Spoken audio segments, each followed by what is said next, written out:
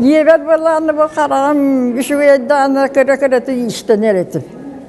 Onu uğrakan surukta gatton tuğu surnalları nağatçı bit. Bak bakın bir karam hava tühen kalan sonunları körevin ve neti tuğu kensiyettiğin körevin. Atını köre hata bakın karakpın kalıştı. Yollaktı güçü geldik doğru güçü ilagati şu geyi bakarabın ve nottan kılamına olukkutuğu yolu horgunu.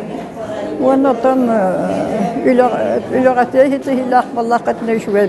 Указ главы Республики Саха-Якутия вручить почетный знак долгожителя Республики Саха-Якутия ЮСАС Руфовой Елене Ксенофондовне, ветерану Великой Отечественной войны, кавалеру Ордена Трудового Красного Знамени, отличнику потребительской кооперации СССР, почетному гражданину Верхневилюйского ВУЗа. Елена Ксенофондовна родилась в селе Арасу Верхневилюйского района в семье Иванова Ксенофонда и Карамасты, 10-м ребенком. В юном возрасте осталась сиротой.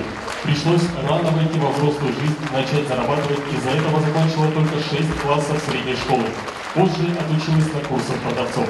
В 1952 году вышла замуж за Анисимова Иона Даниловича.